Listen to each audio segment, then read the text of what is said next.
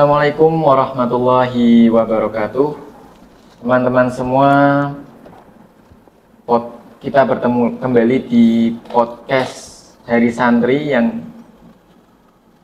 diadakan oleh Himpunan Mahasiswa Program Studi Ilmu Hadis UIN Kiai Haji Abdurrahman Wahid Pekalongan. Gimana teman-teman, apakah baik kabarnya? Mudah-mudahan teman-teman di rumah baik. Baik, di sini saya Mufti Ali, pengurus HMPS Ilmu Hadis, akan berbincang-bincang terkait Hari Santri Nasional tahun 2024. Tetapi tentunya saya tidak sendirian.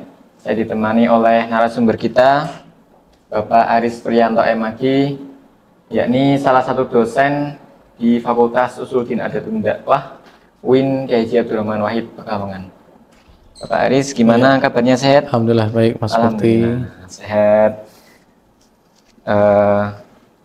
Jadi teman-teman, pada kesempatan kali ini kita akan berbincang-bincang dengan Pak Aris, tentunya salah satu dosen di FUAD.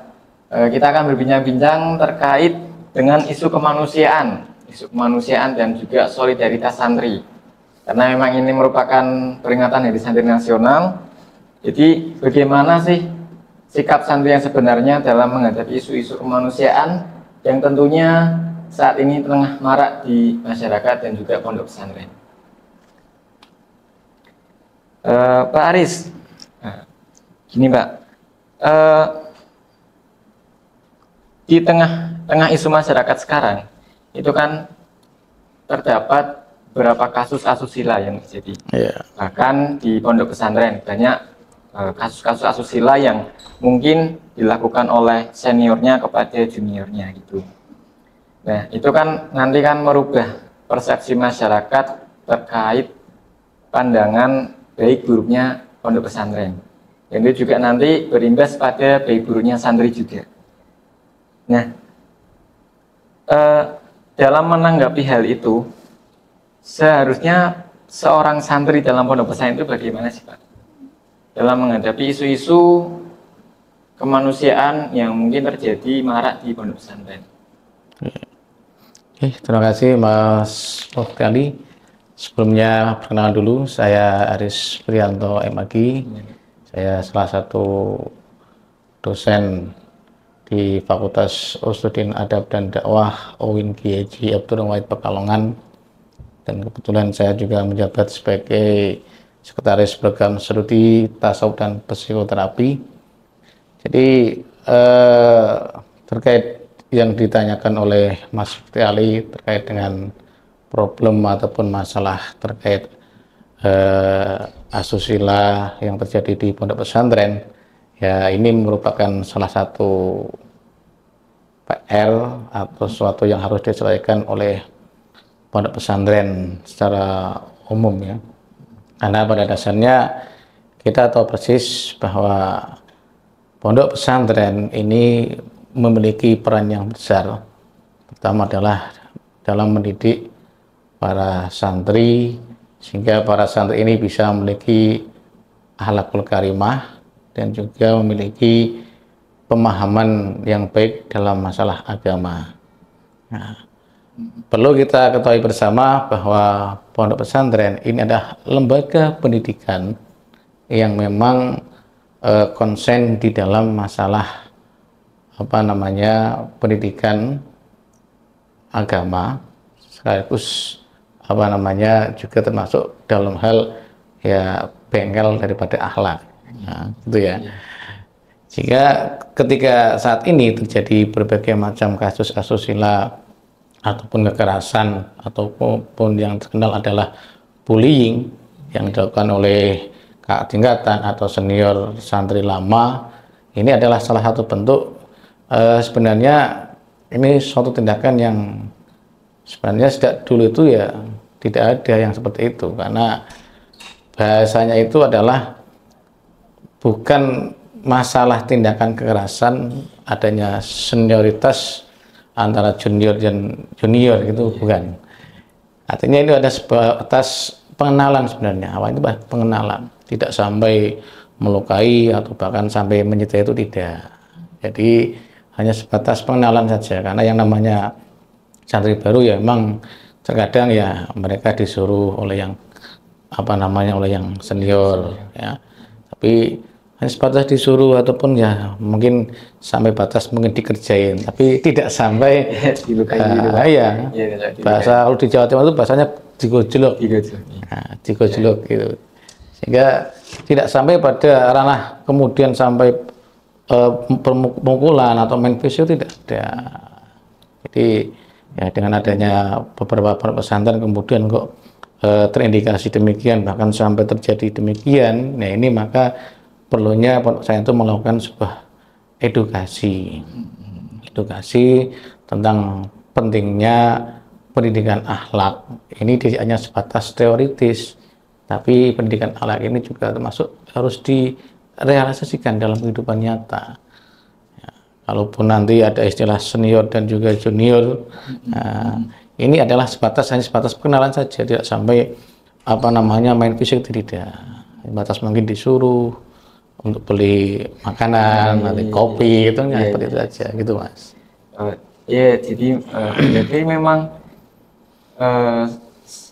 senioritas dan junioritas di kalangan pesantren itu tidak sampai main fisik, pukul dan sebagainya, cuman sebatas mengerjai sebagai sarana perkenalan gitu dalam datang kepada santri baru.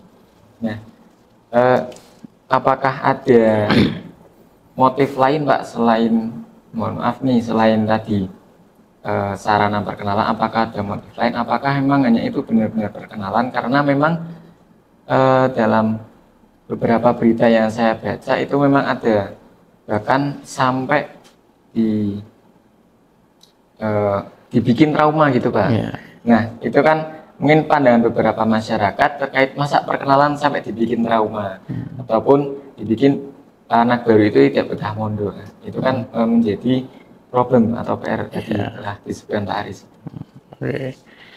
Ya sebenarnya kan meskipun bahasanya gojlok ya atau perkenalan itu tidak serta-merta hanya gojlok, tapi juga ada bentuk unsur tarbiyah, mendidik mental keberanian bagi santri baru. Artinya yang namanya anak baru ataupun santri baru biasanya kan dia masih malu-malu, dan dia juga tidak tahu lingkungan sekitar. Nah, dengan dia itu disuruh oleh mungkin kakak tingkatan atau senior atau santri sudah lama untuk beli kopi atau beli teh atau bahkan beli makanan, itu supaya berani untuk membeli sesuatu yang tetapinya dia belum pernah beli di situ. Kemudian juga harus mengenalkan, di situ warung teh, warung kopi, di situ warung snack kan gitu. Jadi tahu, dan juga termasuk memberitahu terkait dengan harga dari minuman itu, mahal itu. Jadi sebenarnya bukan serta-merta hanya sebatas untuk kenalan kemudian dikerjain itu tidak, atau tidak, itu di luar itu sebenarnya. Cuman sekarang yang ada itu ada penyikapannya berbeda, artinya terjadi seperti itu, sampai ada pemukulan fisik, bahkan sampai akhirnya menimbulkan santri tidak betah. Nah, itu kan yang menjadi masalah. Kemudian sampai akhirnya orang tuanya tahu karena lapor dari anaknya kemudian dibuat, itu ya sebenarnya tidak harus sampai segitulah, harusnya bisa diselesaikan. Karena kan biasanya kan di pondok pesantren itu kan di kamar itu kan ada ketua kamar, pengurus kamar itu ada, kemudian juga di bloknya bisa saja pengurus blok. Bahkan juga tiap daerah itu biasanya ada himpunan pelajarnya, ada pengurus daerahnya. Kalau di Pekalongan itu kan santri dari Pekalongan biasanya kan adanya di KSIP, ya keluarga santri Pekalongan gitu ya. Nah saya sendiri juga dulu saya juga pernah menjabat sebagai ketua KSIP Lirboyo, keluarga santri Lirboyo pada tahun 2012. Ya saya sudah biasa, artinya ketika kemudian kok mendapat laporan terkait dengan para santri kemudian tidak betah, kemudian kok saya cross check karena katanya dikerjain atau digojlok tingkatan, ya biasanya saya cross check, dan saya cross check kemudian saya saya tanya langsung kepada santri yang baru itu, kemudian juga saya tanya langsung kepada santri yang lama apakah kejadian demikian gitu. Akhirnya Dari itu saya tahu dari sumbernya langsung. Jadi bukan saya Fathul Jari itu bukan. Iya. Bukan Katanya itu bukan, tapi langsung daripada korban atau pelakunya. Jadi saya tahu persis, sehingga ya saya selesaikan. Saya nasihati, jangan yang senior itu saya nasihati jangan terlalu keras. Karena kan latar belakang santri baru itu kan beda-beda. Iya sih, berbeda. Kalau dia pernah mondok, mungkin dia sudah biasa, sudah kebal, meskipun dia baru di mondok situ, tapi kan lama di mondok yang lainnya gitu. Sehingga istilah itu biasa saja. Tapi bagi mereka yang notabene baru pertama kali menginjakkan di pondok pesantren, dengan adanya budaya ta'aruf perkenalan yang demikian, itu pasti akan menjadikan sebuah masalah baru baginya. Kaget gitu. Iya. Masalah baru, jangankan untuk bisa betah, dia merasa di pondok aja sudah nggak nyaman lagi gitu. Makanya itu yang harus dipikirkan. Jadi bukan menyalahkan pada siapa si A si B itu bukan, tapi kita tabayun, kita klarifikasi dan kita selesaikan dulu di ranah pondoknya. Paling kecil ada di ranah kamar, di mana santri itu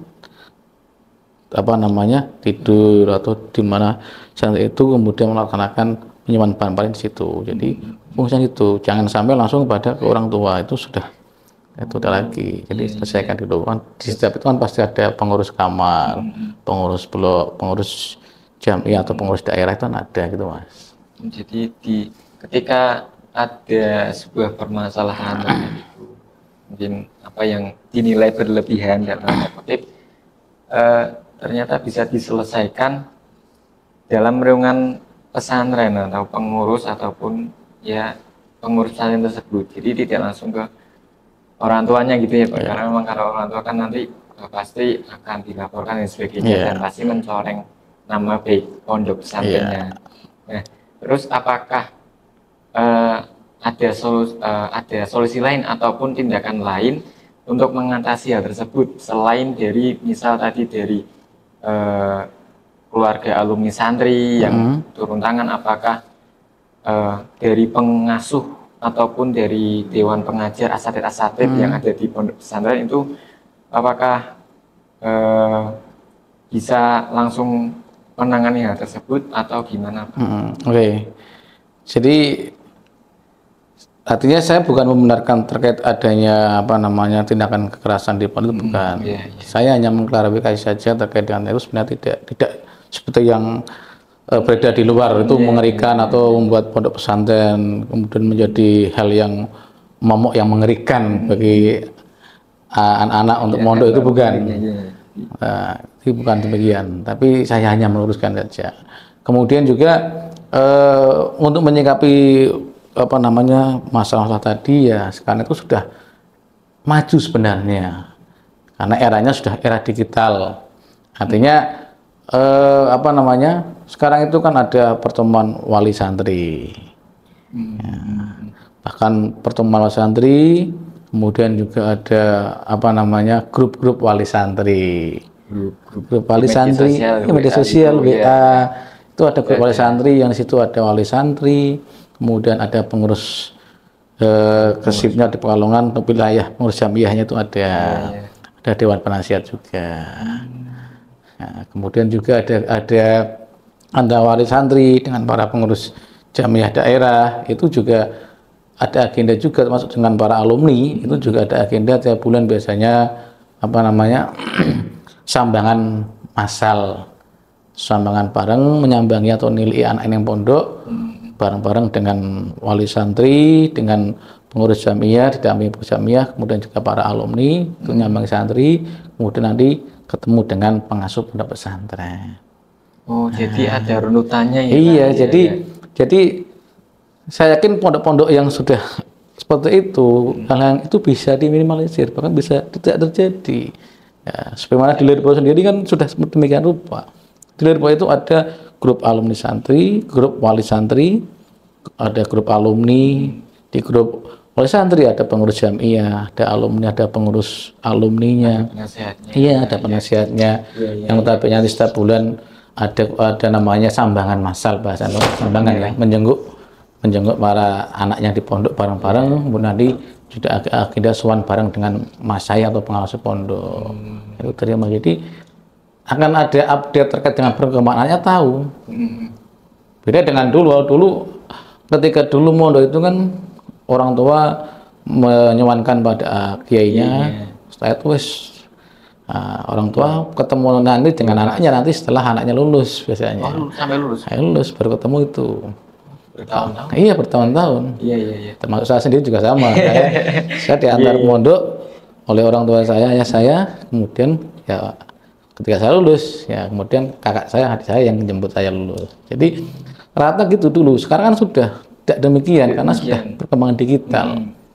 Jadi orang tua itu bisa tiap bulan itu ketemu anaknya bisa, dan itu welcome diterima oleh pondok karena memang untuk mengetahui update perkembangan anaknya, masuk kontrol dan juga untuk meminimalisir terjadinya hal demikian. Itu mas. Jadi memang ada peran dari teknologi dan media sosial sekarang, gimana memang itu mempermudah santri yang mungkin masih baru, jika memang belum betah kan, jika 1 bulan itu bertemu orang tuanya kan, maka mungkin lebih mengobati sisi kerinduannya kepada rumah. Jadi kan mungkin bisa membuat betahnya itu kan bertahap itu Pak. Mungkin Bapak bisa minum dulu Pak. Oh ya, sama dulu ya. Terima kasih.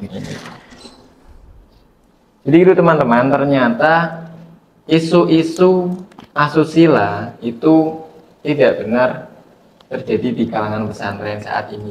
Itu hanya sebatas sarana perkenalan, sarana perkenalan kepada mahasiswa, kepada santri yang baru untuk lebih mengenal, dan mungkin ada sisi tarbiyahnya, pendidikannya yang dilakukan oleh para seniornya, kakak kelasnya kepada santri yang baru. Jadi gitu. Jadi tidak ada isu-isu miring yang terjadi di pondok pesantren. Itu merupakan hal yang tidak sebenarnya terjadi, teman-teman. Kembali lagi sama Pak Aris nih. Ya, gimana?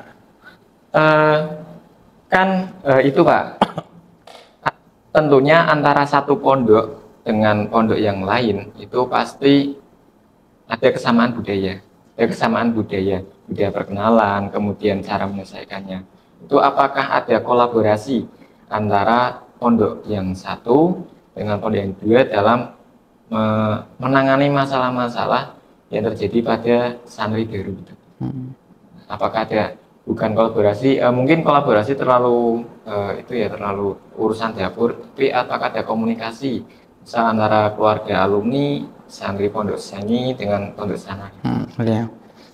Jadi yang harus kita ketahui dan harus dipahami oleh masyarakat pada umumnya, bahwa pondok-pondok pesantren yang ada di Indonesia atau di Nusantara, khususnya adalah pondok pesantren yang notabene pondok salaf, yang di situ menerapkan terhadap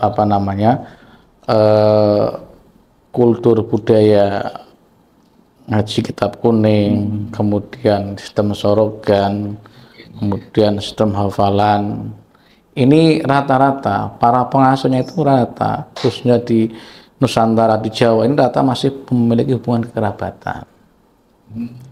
Entah itu dari jalur mbah-mbahnya atau jalur perkawinan ipar atau sebagainya, atau pengasuh satu kemudian menantunya dari pengasuh pondok yang lainnya lagi. Jadi secara otomatis bahwa komunikasi antar pondok pesantren ini pasti ada, karena masih ada hubungan kekerabatan. Nah, di samping itu juga rata-rata juga ada istilahnya itu antar pondok itu kadang pengasuhnya mengirimkan anaknya yang pondok A itu mengirimkan anaknya pondok di B, yang anaknya di pondok B mengirimkan anaknya, tukar menukar santri atau gus-gusnya itu mondoknya ditukar. Otomatis itu juga menambah hubungan kekerabatan antar pondok. Makanya kurikulum pembelajaran atau sistem pondok pesantrennya itu rata-rata ya memiliki kemiripan, meskipun dalam tanda kutip masing-masing pasti memiliki ciri khas masing-masing. Iya sih. Ada yang ciri khasnya Pondok Salaf yang notabene ada konsen dalam kajian kitab kuning. Iya.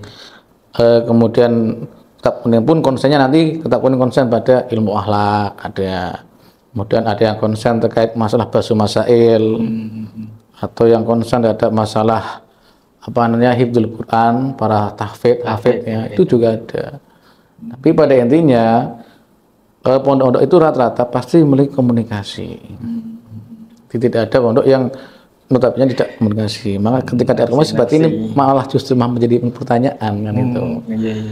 Karena pasti kan para pengasuh pondok pesantren ini rata-rata mereka pasti pernah nyantri.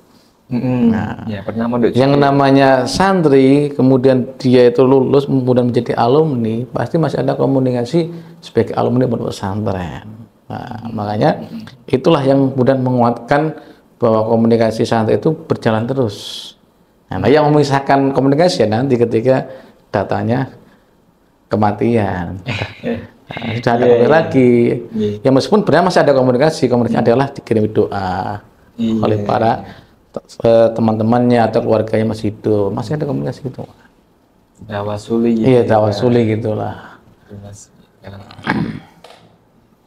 Jadi memang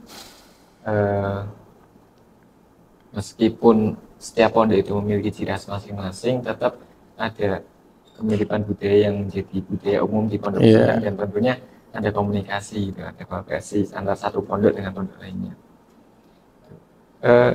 Kemudian ini Pak, mungkin jika orang tua itu benar-benar paham manfaat yang sangat besar yang diperoleh anak jika di pondok pesantren, mungkin tidak akan mengambil anak untuk tidak mondok itu. Mungkin orang tuanya kurang paham juga Pak. Iya. Itu makanya perlu apa namanya detail juga di masyarakat. Di masyarakat itu artinya kadang apa namanya cenderung masyarakat kadang menilai apa namanya alumni itu hanya fokus di dalam tidak mudah ngaji itu bagian. Maka sebenarnya kita lihat betul bahwa tidak ada pembatasan santri pesantren untuk hanya menjadi ahli dalam beragama. Katanya faktanya di negara kita sendiri lebih banyak malah pesantren mereka menjadi apa namanya kepala daerah, aktif di lembaga pendidikan, formal menjadi kepala desa yang sudah luar biasa. Artinya ini tidak membatasi bahwa alumni pondok pesantren ini hanya kursus juga peran yang ada di segala bidang atau segala sisi yang ada di masyarakat bisa masuk. Ini yang harus kita sadari bersama. Kalau masyarakat mau jelas karena dia mau untuk di sisi lain dan karena juga banyak karena sekarang sudah eranya dalam jual beli atau bisnis tempat online. Ini buktinya banyak santri yang sudah masuk dalam ranah bidang online itu juga sukses. Tidak kalah juga dengan mereka-mereka yang mau berjuang santri. Tergantung bagaimana Pak santri atau Pak santri menjadi alumni itu juga bagaimana memanfaatkan peluang dan kesempatan yang ada. Sehingga juga bisa bersaing dengan mereka-mereka yang tentunya tidak berasal dari pesantren. Jadi buat teman-teman, jangan takut mondok ya, ada pondok karena alumni pondok pesantren itu ternyata bisa masuk dalam berbagai bidang di masyarakat. Bukan hanya ngaji, kita kuning.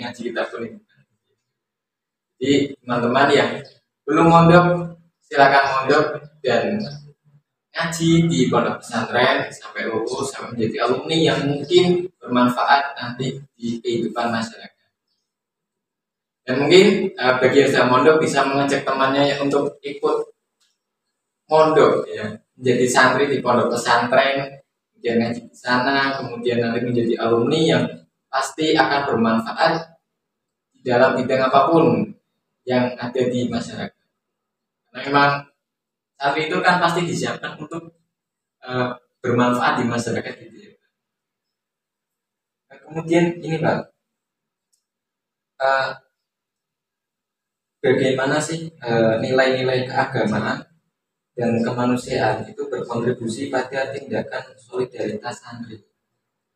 Jadi, keagamaan tadi yang mungkin keagamaan dan kemanusiaan yang dipelajari oleh santri di pondok pesantren itu bagaimana itu berkontribusi terhadap tindakan solidaritas santri karena kan memang santri itu kan tidak hidup sendiri di pondoknya, itu kan pasti banyak temannya, jadi butuh sikap solidaritas.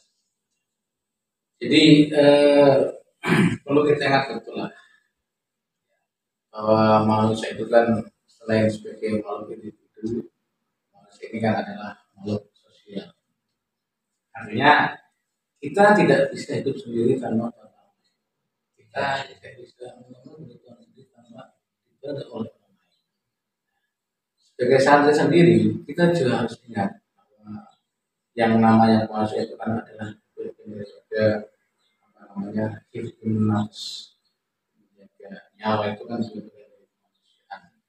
Itu juga termasuk dalam bagian adalah apa namanya ya makhluk sosial tadi. Iya, itu juga artinya bahwa agama itu juga mengajarkan kita untuk menjaga yang namanya nilai-nilai manusia. Iya, banyak sekali katanya kita hidup di masyarakat ya, sebagai seorang santri atau seorang ini kita harus bisa toleransi. Toleransi baik toleransi antar sesama agama, toleransi antar ya sesama agama artinya kan bahwa background ataupun madhab ataupun kita sebagai manusia kan beragam. Imam yang ada itu juga beda-beda dengan yang lainnya. Itu juga harus kita benar-benar jangan dipaksakan harus sama seperti yang kita ikuti itu kan sangat kacau. Lalu juga toleransi antar umat beragama. Di lingkungan masyarakat tidak semuanya Muslim dan juga non Muslim. Mereka juga melakukan aktivitas setiap hari, aktivitas ibadah, aktivitas kerjaan, dan juga masuk masyarakat dengan kita. Ini kan juga harus kita boleh kita paksakan bersama. Itu adalah yang kedua juga termasuk adalah kita harus ambil berasa. Ini yang perlu kita tegaskan. Artinya jangan sampai kita menjadi seorang santri yang radikal atau ekstrim yang sedikit haram ya. Itu besar, takbir itu dia. Tapi kita juga bisa apa namanya kita dalam dan menempatkan sesuatu pada nah, kita bicara halal dan haram pada orang-orang yang memang sama sekali mereka tidak paham agama malah jadi kacau. Yang apalagi dengan orang-orang yang mualaf baru masuk Islam kasih apa namanya hal halal haram dosa neraka. Nah ini kan mereka akan menjadi lemah. Mereka itu masih butuh spirit atau motivasi dalam agama. Kita juga tidak boleh mengkaitkan orang lain sampai main fisik beda pemahaman main fisik tidak agama itu harus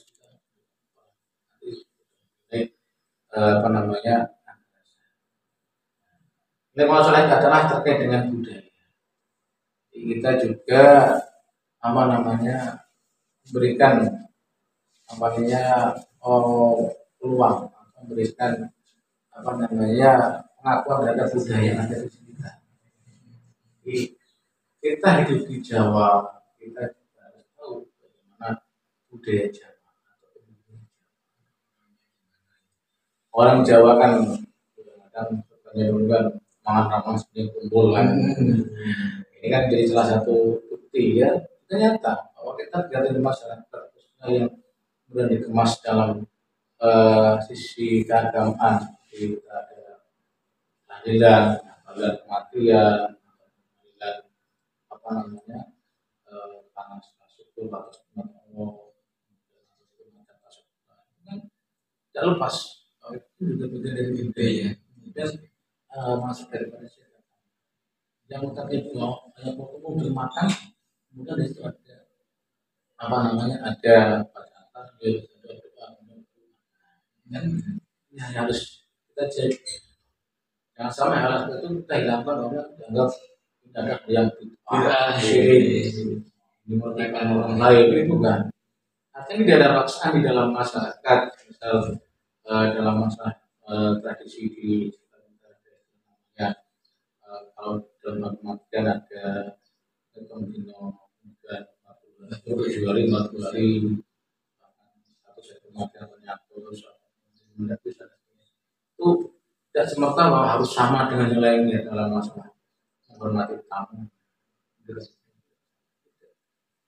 Kalau targetnya masyarakat tidak paham, artinya kadar kemampuan dalam menghormati tamu tidak pokoknya bukan di situ, pokoknya karena untuk rasa bersama sama-sama merasakan karena apa namanya ditinggal mati tapi kita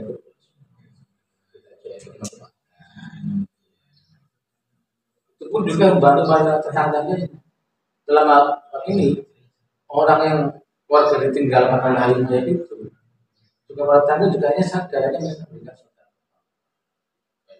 perang uang memberikan ada hal yang kadang hanya dari satu sudut pandang saja bahwa sudah dapat musibah malah ditambah musibah harus kembali pada pemahaman kita saja itu kadang juga bantu meskipun dalam yang namanya bantu kan tidak 100% itu tidak tidak bantu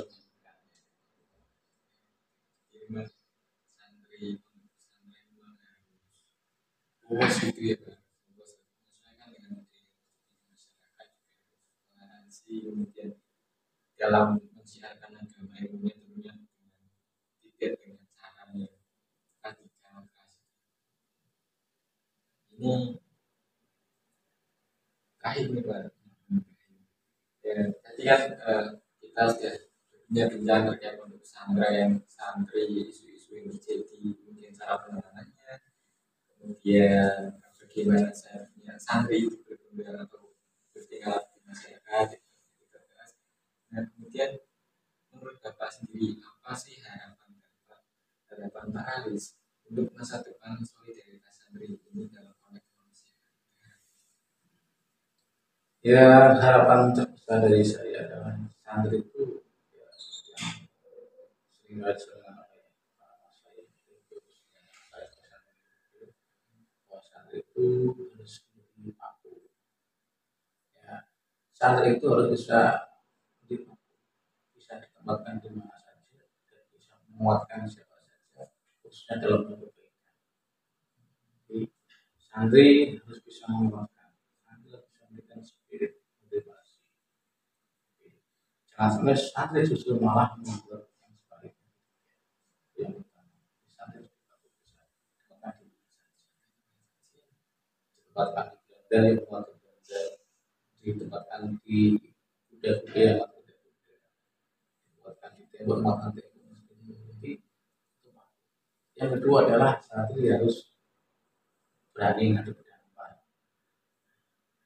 Dampak itu kalau dalam pemahaman saya bukan harus utama. Santri harus apa namanya harus madep hikap maju pada arah itu.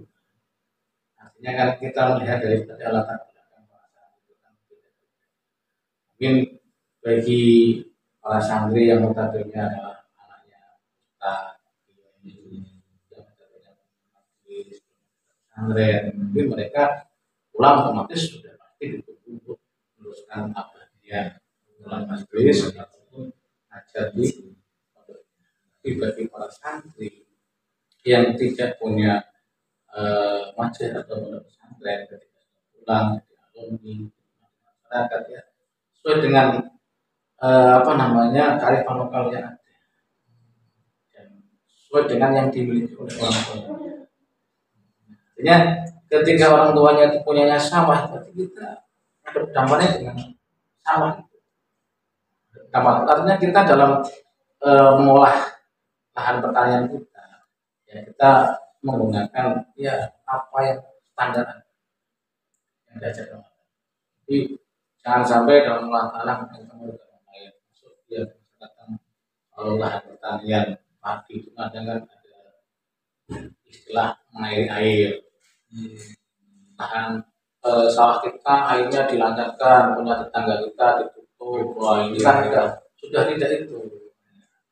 Ini kita juga harus paham betul, jangan sampai kita hanya gara-gara kita mengolah sawah kemudian kita melakukan sawah orang lain, kemudian kita lupa dengan asal kita bahwa kita adalah orang. Jadi apa yang dimiliki orang tua kita kelola, apa yang ada di rumah kita apa kita. Misal umumnya adalah di masyarakatnya adalah mungkin bisnis online. Bagaimana kita dalam bisnis online itu ya setidaknya tidak terkenal dengan acara dengan bagaimana jual beli yang secara tradisional itu ada juga. Saya kira nanti orang-orang akan itu dengan kita ternyata misal mas oke ini untuk tadi kan juga sudah punya yang semangat ini kan juga bagian dari situ. Jadi kalau saya itu ataupun mereka para alumni pesantren yang notabene mereka aktif di organisasi tidak orang mereka gampang ingatnya itu organisasi. Misalnya di Ansor berarti ingatnya di MBSA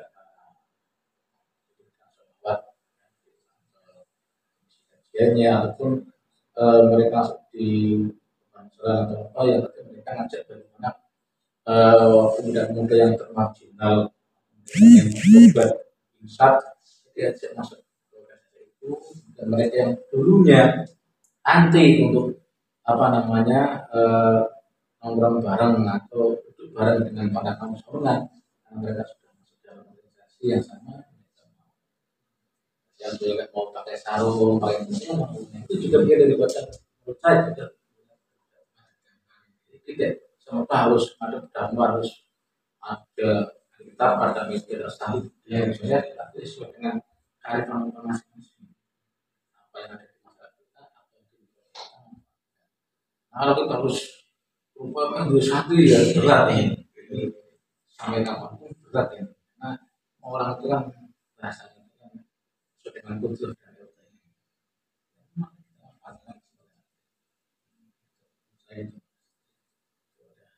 kalian harus ditekankan ya bahwa jangan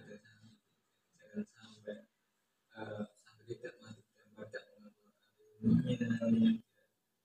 tapi kan tidak bermanfaat. Iya.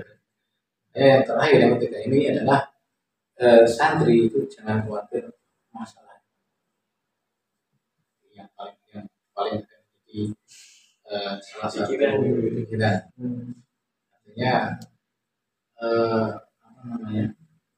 sampai ada mikir kerja orang tua di rumah tidak punya pekerjaan artinya orang tua misalkan orang tuanya merantau di luar kota ya ini kan menjadi salah satu juga mau dari mana saya mau mulai maisha dari mana ini kan menjadi salah satu beban juga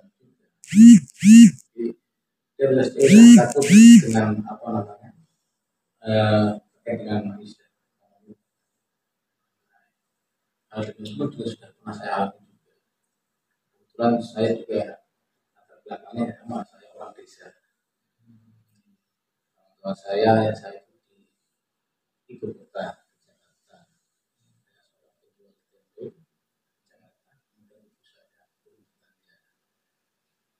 Ya, ketika saya pulang dari Mojokerto pun ya saya bingung. Itulah orang tua saya punya sedikit lahan tanian sawah itu yang kemudian ya itu bisa menjadi aktivitas saya sampai saya memikirkan saya mau apa itu. Bukan artinya saya diam di rumah, tidak hanya tidur saja, tidak ada interaksi. Malah pertanian, padi, kemudian juga nanam kacang dan lain sebagainya. Nah sekarang di kerja pun saya juga saya S2 saya masih mengolah sawah. Iya, satu S2 saya masih di sawah. Kemudian saya itu tetap pernah bilang lulus kuliah mulai sawah. Saya ingat betul. Itulah karena masih waktu itu masih mau menjelang panen, jadi saya mau fokus mengolah sawah. Membuat pupuk, seperti itu. Jadi artinya yang paling penting adalah dalam hal ini. Saya yakin Allah itu berarti ya, lepas dengan proses yang kita udah tahu itu terkait masalah tersebut juga tidak salah tertutup. Sudah ada kejadian di sini. Tinggal kita itu mau berproses. Saya juga nggak pernah bayangkan dan saya juga bisa melanjutkan di organisasi. Saya juga sekarang itu tidak pernah bayangkan. Juga saya karena saya ya bisa. Jadi saya dulu pegangnya adalah sakit, tarik, kemudian faktor. Saya tanya tetangga saya tanya. Memang proses. Jadi kalau mungkin lihat saya sekarang mungkin beda. Iya, kalau lihat saya dulu, masalah jodoh pun ya saya dulu dilakukan. Jodoh dari mana? Kan tidak ada kenalan perempuan ini. Maksudnya bukan kenalan ya, maksudnya saya nggak kerja. Saya nggak kerja. Memang itu saya lulus pesantren itu memang saya itu memang fokus selain mengolah pertanian orang tua. Yang bantu itu saya. Kemudian juga saya fokus memang itu mengenai ya, saya selain itu adalah ngajar. Jadi dulu itu ngajar di pesantren Al-Besar di Indonesia. Dan juga ngajar di TK itu 2 tempat. Iya, saya ngajar di TK 1 itu jam 1 sampai jam 4. Ini jam 4 saya ngajar sampai maghrib. Pagi ini ya. Kemudian dalam waktu minggu saya ngajar di aku saya itu dulu ngajar dari jam 6 sampai jam 8. Lain kemudian kegiatan padat ini saya lepas semua. Dan saya juga pernah ngajar juga di pondok pesantren Suasana di Indonesia juga. Keluar dengan makna. Saya nggak mau sambil daripada saya itu dalam sebulan aja sekali kasihan dengan santri itu ya. Jadi artinya segala sesuatu itu butuh proses. Ada proses masalah ekonomi dan juga itu ada proses. Jadi bagaimana kita berproses itu ya nanti akan bukan hasil tapi proses itu bisa ini teman-teman ini ya jadi seorang santri memang harus berani di tempatnya di mana saja dimanapun kan itu nanti berkiprah di masyarakat itu harus berani harus siap kemudian juga harus berani masa depan mengamalkan ilmunya apa yang sudah dipelajari di pondok pesantren tentunya harus berani diamalkan nanti di masyarakat apapun itu tidak harus benar-benar buka kitab kuning ngaji ulang dan sebagainya kemudian jangan santri itu tidak usah khawatir ataupun ragu dengan ekonominya, maishatnya nanti setelah lulus akan jadi apa karena santri pastinya sudah berproses dan nanti Tuhan pasti akan menentukan hasilnya itu sudah ada bagiannya masing-masing gitu Pak Aris, apakah ada closing statement untuk teman-teman di rumah? Oke, untuk closing dari saya para santri tetap semangat ya, tetap semangat bahwa segala sesuatu itu ada prosesnya. Yakinlah terhadap skenario daripada Allah Subhanahu wa taala. Itu saja closing dari saya. Mohon maaf kalau mungkin ada kata-kata atau kalimat yang kurang pas atau kekurangan. Saya mohon maaf yang sebesarnya. Akhirul kalam, wallahul muwaffiq ila thoriq. Wassalamualaikum warahmatullahi wabarakatuh. Terima kasih Aris atas penjelasannya. Saya Mufti Ali sebagai host podcast dari Santri Nasional KMPS Ibnu Hadis UIN Pekalongan. Pamit undur diri kepada teman-teman semua. Semoga kita dapat bertemu kembali, berjumpa kembali dalam podcast selanjutnya. Dan senantiasa kita mendapatkan ilmu, mendapatkan pelajaran yang nantinya akan kita dapat dari narasumber. Jadi teman-teman, kita dapat bertemu kembali. Jadi saya Mufti Ali. Wabillahi taufiq wal hidayah. Wassalamualaikum warahmatullahi wabarakatuh. Terima kasih.